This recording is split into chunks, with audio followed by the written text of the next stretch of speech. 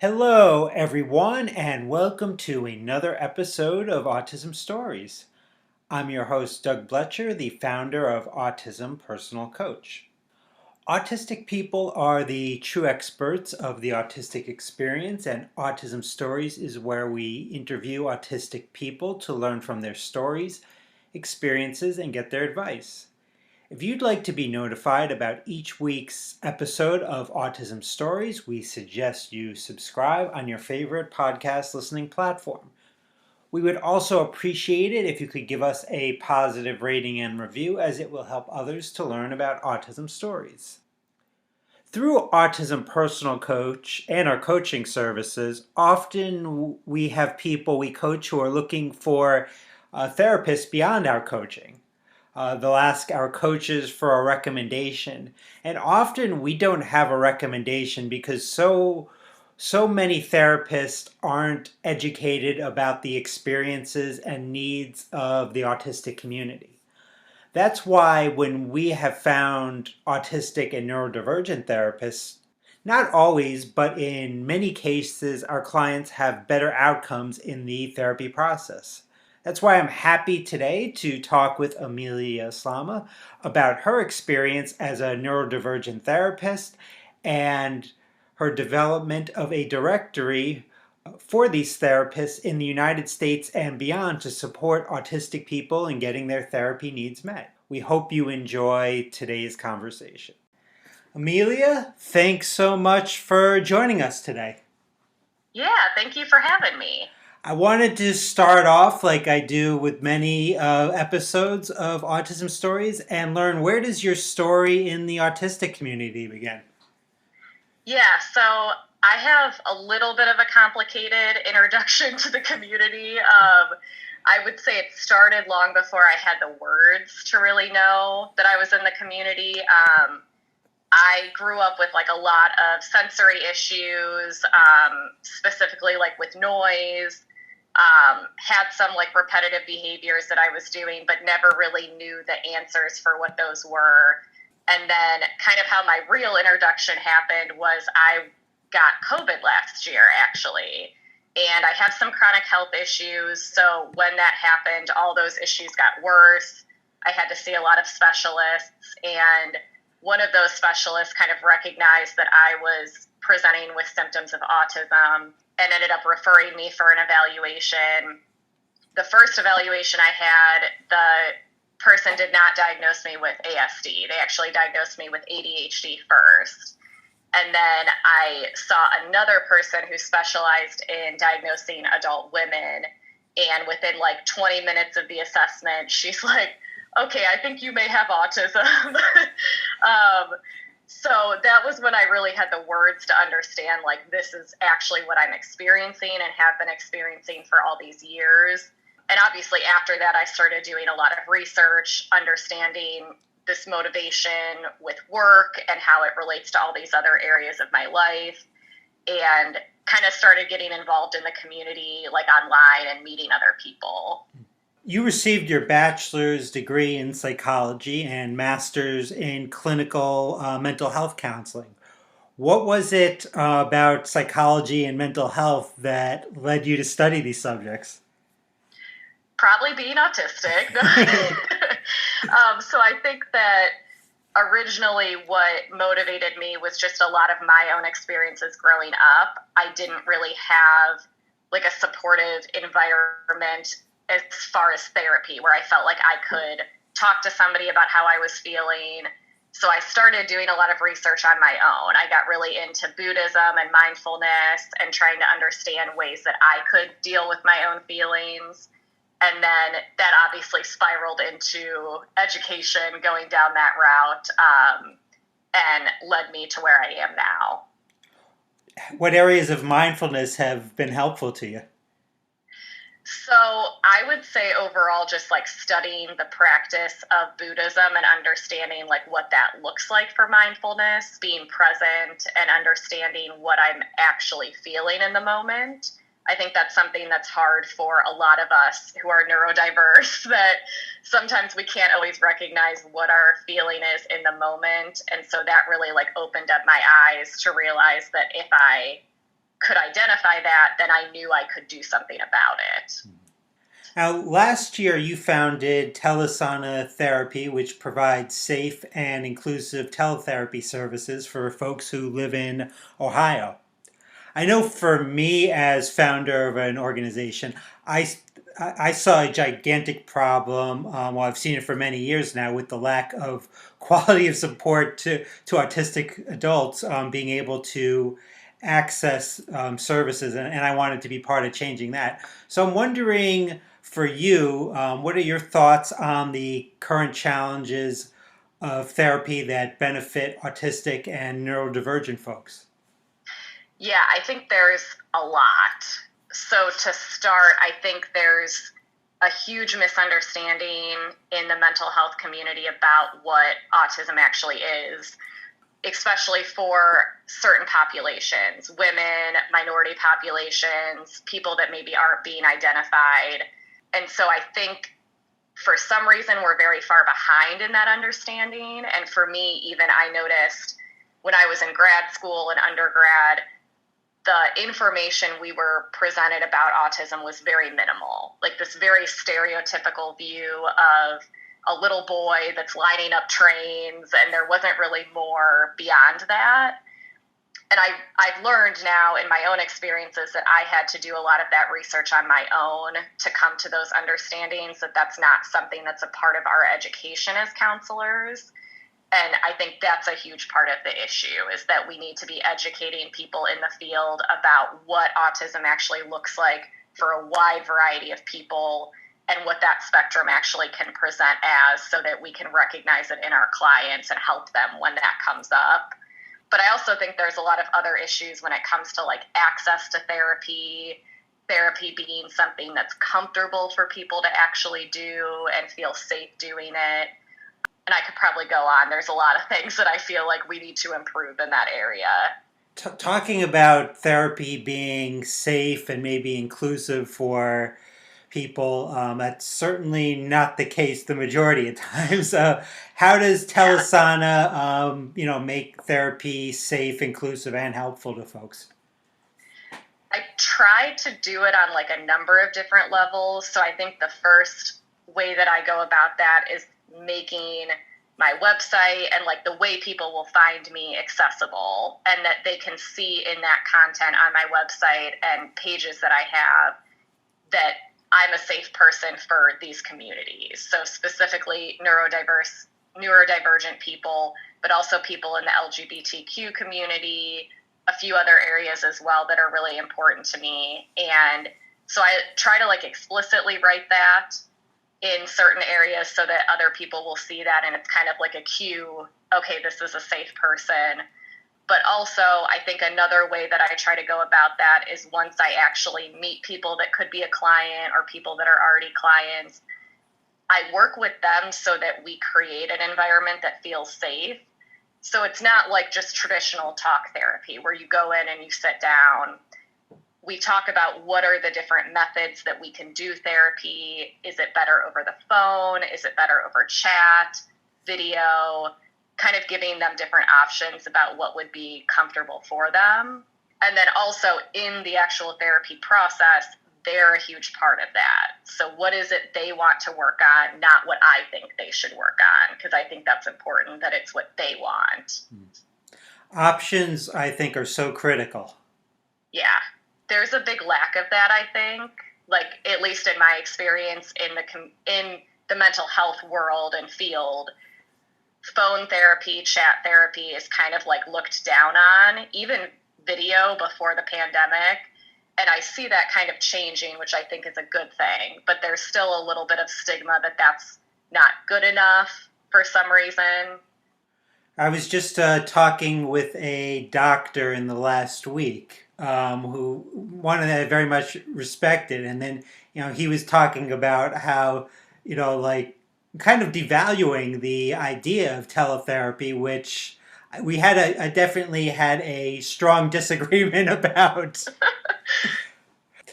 So, in reading about Telesana, one of the core values is that your therapy sessions go beyond just these individual sessions, and they also can include advocacy, justice, and community support. That definitely kind of piqued my interest. Can you talk a little bit more about that? Yeah, I feel like that kind of goes along with what we're talking about so far, just like giving people options, but also making therapy actually inclusive. So, in my experience, there are tons of barriers that make it hard for people to get into therapy and find someone that they feel comfortable with. And part of that, I think, is advocating for those needs in the community and also like addressing some of the barriers that come up in the community. So what I'm trying to do with Telasana is break that down a little bit, like offer other ways that are going to be more inclusive, but also paying attention to what's happening around me, like in the Cleveland area, but also in other areas across the country, and seeing ways that I can contribute my time to make things better across the board for people. But specifically for my clients in this area, I try to offer to help with some of these barriers. So like if there's something that's making it harder for them to access education, resources in the community, therapy, doctors, I'm going to try to help them figure out ways we can problem solve that instead of just sticking to like the traditional therapy role. Because I think that that can be an added benefit to what we're doing. Now, something that I've been thinking quite a bit about lately is adults not being able to get an assessment when they believe they're autistic, whether it's not finding a qualified assessor or just the overall cost of the assessment. Are there any advice that you can give to adults during this process? Yeah, I thought a lot about this when you sent me that question, just trying to figure out like what's the best advice to give, because I do think this is one of the other barriers in the system right now. And specifically here in the US, because I've seen in other countries that there seems to be some improvement of this, like at least access to getting an appointment at an affordable rate. One of the recommendations I would make is doing a lot of searching online for providers that are putting themselves out there as someone who's educated in autism. There are a few directories that I can send to you if you wanted to post them in the link, where there are medical providers listing themselves as someone who can conduct an autism assessment and knows these different pieces that we're talking about. So that's one thing that I've found that seems to be useful, is just searching those people out. And a lot of them are doing virtual assessments now. So as long as you're in the same state as them, you'll have access to them. And then another thing that I would recommend as well is finding a therapist or someone in the community who also is aware of these things. And they usually have some kind of connection with other providers that are conducting assessments. So in the state of Ohio, for example, social workers and counselors can't do an autism assessment, but in other states they can. In Ohio, it's only psychologists, doctors, and psychiatrists. So it's important to know someone who can kind of get you to those other people if you can't find them in an online directory. Now, our listeners of Autism Stories are in many different states and countries. However, we do have a good amount of listeners here in Ohio because I'm in the Cleveland area. Yeah. So, for our listeners in Cleveland and in Ohio, how can they learn more about Telasana or book an appointment with you? Yeah, so we have a website. It's telesanaohio.com, and that's TELESANA Ohio.com. That's probably the easiest way to check out what we're doing. On the website, I have my contact information, so all different ways that you can get a hold of me: phone, email, text, whatever is more convenient. And I would say that's probably the easiest route to go, but I am on social media and LinkedIn under the same name, Telasana Ohio. Now, for our listeners that aren't in Ohio, there is still a good reason to be connected with you, because I recently saw that you are beginning a search for neurodivergent therapist in all 50 states as well as other countries. Yes. Why the beginning of this search? So there's a funny story with this. I'm sure, I think a lot of people in the community know, but there's obviously a lot of forums where we can all talk to each other about autism and neurodiversity. And I was in one specifically for people assigned female at birth and kind of talking about the challenges that a lot of women face. And I think I posted a question about like being out about my diagnosis professionally, because at the time I wasn't, and trying to figure out if that was something that I wanted to do and how clients might perceive that. And some of the people that I was talking to recommended, like, yes, that would be great. Like, you definitely need to do this, be out about it. We need more people that are. And someone recommended to me that if I made a directory, that would make this more accessible for other people all across the country. And I know there's some in other countries as well that they're creating. So that got the ball rolling. And then we ended up actually making it. And I didn't think it would take off right away. But I've gotten tons of messages, and we already have a few therapists that are listed and more that we're talking to. So it's been pretty cool to see that there's more of us out there, autistic therapists and other people in the community that are doing mental health work. It is cool. I've seen those posts on social media, and very cool to see. And I look forward, certainly in the future, to more and more of those profiles happening. So where Yes, hopefully. it's going to happen, there are more out there, and they will be reaching out. Where are you in the process of? Do you feel like at this point of getting autistic and neurodivergent therapists to reach out to you in the creation of ndtherapist.com? Yeah, so I would say we're still obviously really early in this. I think it's been like 2 months since we launched the website and I started reaching out to people. Right now, we have two people besides me. So, me in Ohio, we have someone in California and someone in Colorado. And then I have a handful of other people that I'm emailing with that we're kind of talking about what they want their listing to say and details like that. So we probably have about 5 different states right now in the next couple of weeks that will be up there live. And then I do know there was somebody on LinkedIn actually who shared about this on TikTok, and I started getting more people messaging me after that. So it seems like it's kind of starting to pick up. And on Instagram, I'm getting a lot of messages as well. So trying to like sift through that while working and updating it as we go. Right, lots of work there. Yeah. So I say at the introduction of Autism Stories every week that autistic people are the true experts of the autistic experience. So, in regards to that, what do you see as the importance of autistic people being therapists for autistic clients? I think it's huge. And I don't think I realized how important it was maybe until like the last 6 months. But I think the more people that I've talked to in the community, it's kind of like any other community. We have our individual differences, but we have a lot of shared experiences. And I think that even my personal experience with neurotypical people, whether it's intentional or not, they may not even realize that they're misunderstanding certain things about our experience, but it does seem like we can understand each other better.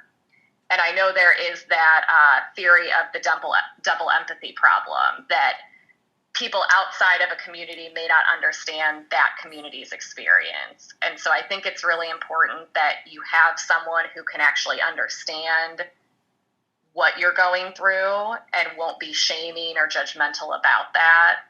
And I know for me, that's been extremely important in me growing and understanding my diagnosis and accepting that about myself.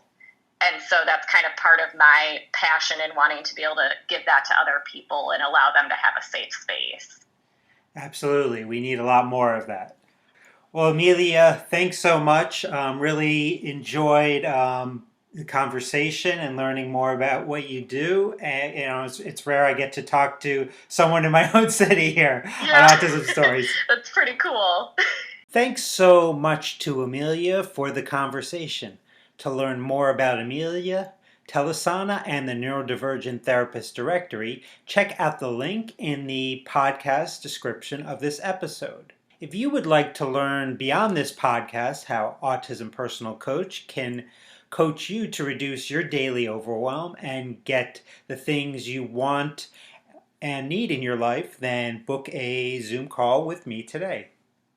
A link to book that call can be found in the podcast description of this episode. I hope you enjoyed this episode of Autism Stories, and if you did, if you could tell a friend about it so they could listen to the podcast, it would be greatly appreciated. On next week's episode of Autism Stories, Haley Moss and AJ Link will return to talk about Haley's new book, Great Minds Think Differently. Until next time, I'm Doug Bletcher of Autism Personal Coach. Talk to you then.